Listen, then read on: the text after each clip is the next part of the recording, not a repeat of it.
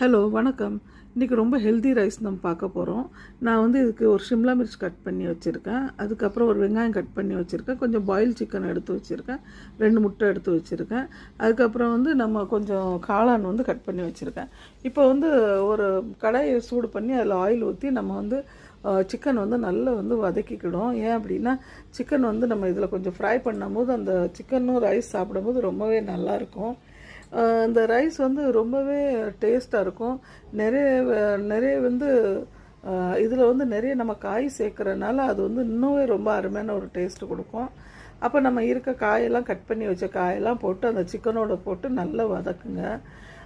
இது வந்து நம்ம வந்து டயட் இருக்கவங்களுக்கு வந்து ரொம்பவே பெனிஃபிட் கொடுக்கும். அதை மாதிரி நம்ம வந்து பசங்க ஜிம்முக்கு போகிற பசங்க இருந்தால் அவங்களுக்கும் இது ரொம்ப நல்லது. இதில் ஆயில் வந்து ரொம்பவே கம்மியாக ஊற்றிருக்கோம் நம்ம. ப்ளஸ் வந்து இதில் வந்து நிறைய காய் இருக்குது, ப்ரோட்டீன் இருக்குது. இது வந்து உங்களுக்கு ரொம்பவே நல்லது. அதுக்கப்புறம் நான் அந்த பேஸ்ட்டு வந்து நான் வீட்டில் அரைச்சி வச்சது. இதில் வந்து நம்ம வந்து காஷ்மீரி மிர்ச்சி, அதுக்கப்புறம் வந்து கொஞ்சம் இஞ்சி வெள்ளைப்பொடி, இது எப்பவும் அரைச்சி நான் வச்சுருப்பேன் ஃப்ரிட்ஜில். அது வந்து நீங்கள் அப்பப்போ இப்படி ஒரு ரெசிபி பண்ணும்போது போட்டுக்கிடலாம். இது ரொம்ப நல்லாயிருக்கும். அப்புறம் இந்த காய் வந்து நல்லா வதக்கி அதுக்கப்புறம் இது வந்து உங்களுக்கு கொஞ்சம் வந்து சைட் டிஷ்க்காக நீங்கள் கொஞ்சம் கறி எடுத்துக்கிடலாம். அதை எடுத்து வச்சுட்டு அப்புறம் மீதி இருக்கிறதுல நம்ம முட்டை வந்து சைடில் போட்டு கொஞ்சம் ஃப்ரை பண்ணிவிட்டு அந்த முட்டையும் நீங்கள் ஃப்ரை பண்ணி எடுத்துட்டு அதுக்கப்புறம் தான் இதில் நீங்கள் ரைஸ் போடணும். அப்போ இந்த முட்டை வந்து நல்லா ஃப்ரை பண்ணி இது ஒரு சைட் டிஷ்ஷாக நீங்கள் வச்சுக்கிடுங்க. ஏன் அப்படின்னா நீங்கள் வந்து இப்போது டயட்டில் இருக்கும் போது இப்படி ஹெல்தி சாப்பாடு சாப்பிட்டீங்கன்னா உங்களுக்கு அந்த கிரேவிங்கும் இருக்காது.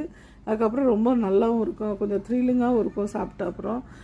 இப்போ நான் வந்து அந்த ரைஸ் வந்து மிச்ச ரைஸில் வந்து அந்த மிச்ச கறியில் வந்து ரைஸ் போட்டு ஃப்ரை பண்ணிட்டேன். இப்போ வந்து இது அவ்வளோ டேஸ்ட்டாகவும் இருக்கும் பாருங்கள். இது வந்து நான் வெறும் ரைஸ் வந்து 100 கிராம் ரைஸ் தான் எடுத்திருக்கேன். இது வந்து இப்போ டயட்க்கு வேண்டி நான் சொல்கிறேன் உங்கள்கிட்ட. இது வந்து நான் கொஞ்சம் அந்த வதக்குனதில் கொஞ்சம் கறி எடுத்து தனியாக வச்சுக்கிட்டேன். ரைஸ்க்கு வந்து சைட் டிஷ்ஷாக எடுத்து வச்சாச்சு. ஒரே ஐட்டமில் நம்ம எப்படி 3 ஐட்டம் பண்ணலாம் அப்படின்னு சொல்லிட்டு நான் இதை காட்டியிருக்கேன் பாருங்கள். சிக்கன் ஃப்ரை பண்ணி நம்ம வந்து முட்டை வந்து ஃப்ரை பண்ணி மேலே போட்டாச்சு. அதுக்கப்புறம் சிக்கன் ரைஸும் ரெடி ஆகிட்டு கொஞ்சம் சைட் டிஷ்ஷாக ஆகிட்டு ஒரே டிஷ்ஷில் நீங்கள் 3 டிஷ் எப்படி பண்ணலாம் அப்படின்னு சொல்லிட்டு நான் ஈஸியான மெத்தட் உங்கள்கிட்ட காட்டியிருக்கேன். இன்றைக்கி மார்னிங் டிஃபின் இது வந்து பையனுக்கு இது தான் கொடுத்து விட்ருக்கேன்.